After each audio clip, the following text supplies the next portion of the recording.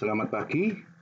Topik hari ini membahas tentang perumpamaan tentang seorang penabur, the parable of the sower, yang diambil dari Lukas 8 ayat 4 sampai 15, disampaikan oleh Bambang Sugiono Agus Purwono.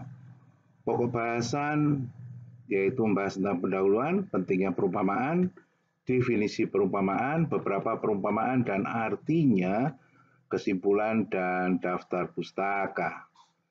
Diharapkan setelah membahas topik ini, Anda dapat menjelaskan tentang pengertian perumpamaan, menjelaskan tentang contoh-contoh perumpamaan.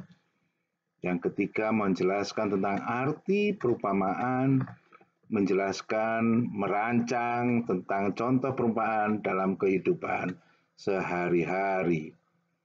Pentingnya perumpamaan, yang pertama, perlunya menggunakan perumpamaan dalam menjelaskan suatu informasi yang memudahkan untuk dapat dicerna, diterima oleh orang awam.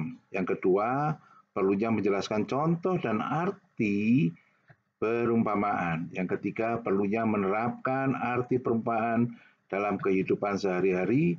Yang keempat, perlunya merancang dan arti suatu perumpamaan yang ada dalam penerapan kehidupan sehari-hari.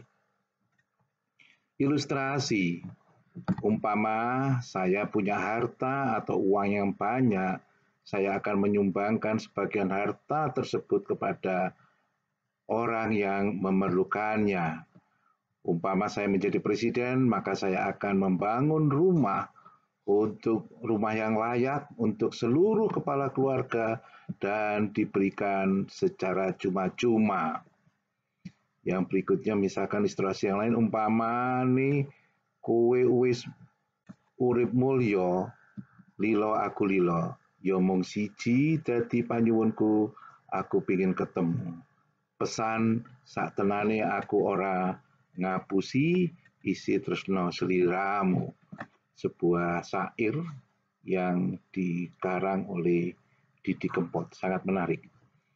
Umpama saya menjadi Menteri Sosial, maka saya akan memberikan jejaring pengaman sosial sebesar 10 juta rupiah untuk setiap keluarga, setiap kepala keluarga, setiap bulan. Definisi perumpamaan yang pertama dikatakan dari kamus lengkap Indonesia Inggris, perumpamaan dikatakan atau KBBI, Kamus Besar Bahasa Indonesia, ibarat atau membandingkan. Definisi yang lain adalah suatu cerita pendek yang menerangkan untuk mengilustrasikan suatu pengajaran, proses pendidikan atau pengajaran. Suatu cerita yang ada dalam kehidupan sehari-hari untuk mengilustrasikan tentang dunia lain, yaitu surga. Perbandingan antara dua objek yang mirip tetapi tidak sama.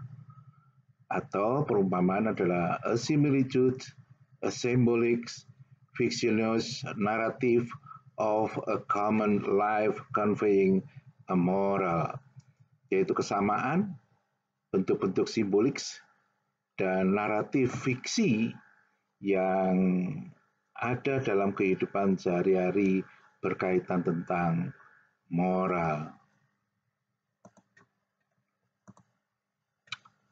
Perumpamaan tentang seorang penabur yang diambil dari Lukas 8 ayat 4 sampai 15. Ketika orang banyak berbondong-bondong datang, yaitu orang yang dari kota ke kota menggabungkan diri pada Yesus, berkatalah ia di dalam suatu perumpamaan. Adalah seorang penabur keluar untuk menaburkan benihnya. Pada waktu ia menabur, sebagian benih itu jatuh di pinggir jalan, lalu diinjak orang dan burung-burung di udara memakannya sampai habis. Sebagian jatuh di tanah yang berbatu-batu, dan setelah tumbuh ia menjadi kering karena tidak mendapat air. Ayat 7, sebagian lagi jatuh di tengah semak berduri, dan semak itu tumbuh bersama-sama dan menghimpitnya sampai mati. Ayat 8, dan sebagian benih jatuh di tanah yang baik dan setelah tumbuh berbuah 100 kali lipat.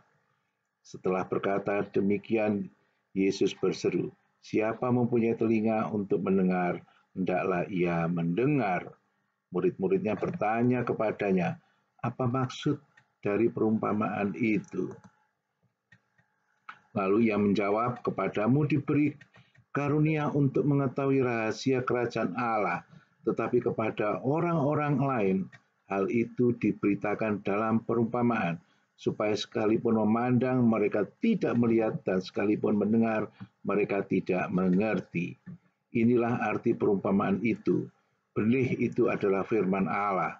Ayat 12, yang jatuh di pinggir jalan ialah orang yang telah mendengarnya, kemudian datanglah iblis, lalu mengambil firman itu dari dalam hati mereka, supaya mereka jangan percaya dan diselamatkan. Yang jatuh di tanah yang berbatu-batu ialah orang yang setelah mendengar firman itu, menerimanya dengan gembira, tetapi mereka itu tidak berakar. Mereka percaya sebentar saja, dan dalam masa pencobaan mereka murtad. Sedangkan benih yang jatuh di dalam semak duri ialah orang yang telah mendengar firman itu, dan dalam pertumbuhan selanjutnya mereka terhimpit oleh kekhawatiran dan kekayaan dan kenikmatan hidup, sehingga mereka tidak menghasilkan buah yang matang. Yang jatuh di tanah yang baik itu ialah orang yang setelah mendengar firman itu menyimpannya dalam hati yang baik dan mengeluarkan buah dalam ketekunan. Dari Lukas 8 ayat 4-15 kita bisa meringkas bahwa ada proses penanaman dari benih, ada 4 macam, yaitu yang pertama adalah benih adalah firman Tuhan, firman Allah. Sedangkan benih yang tadi, penanaman yang pertama benih yang jatuh di pinggir jalan, yang kedua adalah benih yang jatuh di tanah yang berbatu-batu, yang ketiga benih yang jatuh dalam semak berduri, dan yang keempat adalah benih yang jatuh di tanah yang baik. Yang pertama, benih yang jatuh di pinggir jalan, yaitu orang yang telah mendengar firman-Nya. Datanglah iblis, kemudian mengambil firman itu dari dalam hati mereka, supaya mereka jangan percaya dan tidak diselamatkan. Benih yang kedua, yaitu benih yang jatuh di tanah yang berbatu-batu, adalah orang yang setelah mendengar firman itu, menerimanya dengan gembira, tetapi mereka itu tidak berakar. Mereka percaya sebentar saja, dan dalam masa pencobaan mereka murtad. Sedangkan arti benih yang jatuh di dalam semak berduri, yaitu orang yang telah mendengar firman itu, dan pertumbuhan selanjutnya mereka terhimpit oleh kekhawatiran, kekayaan atau ekonomi, kenikmatan hidup atau lifestyle, sehingga mereka tidak menghasilkan buah yang matang. Sedangkan arti benih yang jatuh di tanah yang baik, yaitu orang yang setelah mendengar firman Allah, menyimpannya dalam hati dengan baik, dan mengeluarkan buah dalam ketekunan. Beberapa perumpamaan yang ada dalam syair lagu Sewu Kutho yang diaransemen oleh Didi Kempot. Sewu kutho wis lewati, sewu ati tak takoni, nanging kabeh padha ra ngerteni lungamu ning endi. Pirang tahun anggonku goleki, seprene durung bisa nemoni. Jadi kalau kita lihat sepenggal syairnya adalah sewu kutho wis tak liwati, sewu ati tak takoni. Bayangkan Didi Kempot ini seorang backpacker sejati. Di Indonesia itu hanya ada 347 kota, tetapi Didi Kempot ini sudah mengunjungi 1000 kota. Artinya dia sampai melanglang buana ke negeri seberang untuk mencari mantan buah hatinya. Jadi 1000 kota sudah kuliwati, 1000 hati kutanyai, tetapi semua sama-sama tidak mengetahui mantannya atau kekasihnya atau mantan kekasih atau perempuan atau wanita yang sangat dipujanya. Kemana perginya juga dia tidak tahu. Bahkan tidak sehari dua hari, bertahun-tahun aku mencari, sampai sekarang pun belum menemukannya. Sudah mencoba, wis tak coba ngelaliake jenengmu saka atiku, tak tenani aku orang ngapusi isi tresno sliramu. Sudah ku coba untuk melupakanmu, namamu dari hatiku. Sesungguhnya aku tidak berbohong. Aku masih mencintaimu. I always love you. Do love you maksudnya itu. Umpamane kowe wis mulya lilo aku lilo. Ya mung siji dadi panyuwunku, aku pengin ketemu. Senajan sak kedheping mata tak nggo tamba kangen jroning dada. Umpamane kowe wis mulya lilo aku lilo. Seumpama kamu sudah hidup bahagia, rela, aku sangat rela. Hanya satu permintaanku, aku hanya ingin ketemu sekejap saja sebagai pengobat rindu atau kangen yang ada di dalam dadaku. Perumpamaan yang kedua adalah syair lagu If yang dikarang di aransemen oleh grup The Breads. If a picture paint 1,000 words, then why can't I paint you? The world will never show that you I've come to know. If a fish could launch 1,000 ships, then where am I to go? There is no one home but you. You are all left at me too. And when my love for life is running dry, you'll come and pour yourself on me. Ini kata-kata sanjungan seorang pria yang kepada sang kekasih atau wanita pujaannya atau someone.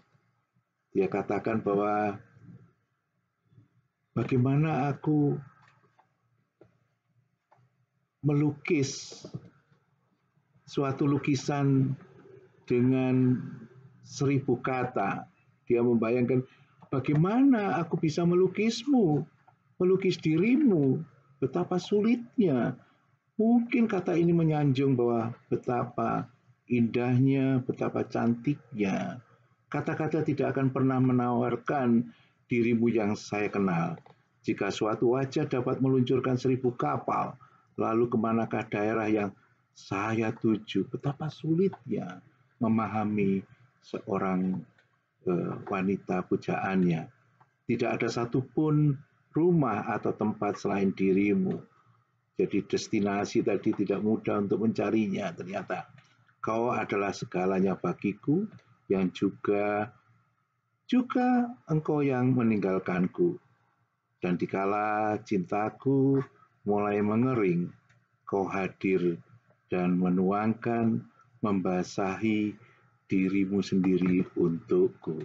Kata-kata if dari The Bread. Kita lanjutkan yang berikutnya adalah if a man could be two places at one time, I'll be with you. Tomorrow and today, beside you all the way. If the world should stop revolving, spinning slowly down to die, I'd spend the end with you. And when the world was through, then one by one, the stars would all go out. Then you and I would simply fly away. Jika seorang dapat ada di dua daerah, di dua tempat pada saat yang bersamaan, aku akan bersama denganmu. hari esok dan hari ini di sampingmu sepanjang hari, sepanjang jalan. Jika dunia harus berhenti berputar atau berevolusi semakin pelan dan kemudian berhenti dan tidak berfungsi, aku akan menghabiskan waktuku bersamamu. Dan dikala dunia telah berakhir, lalu satu persatu bintang-bintang semuanya akan meredup atau padam. Lalu kamu dan aku akan benar-benar terbang jauh. Kesimpulan dari perumpamaan ini adalah yang pertama, berkomunikasi dengan menggunakan perumpamaan membuat banyak orang tidak mudah tersinggung.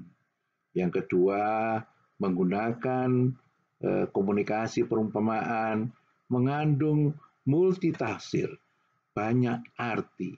Yang ketiga, perumpamaan dalam kehidupan sehari-hari sangat mudah untuk dicerna dan dimengerti.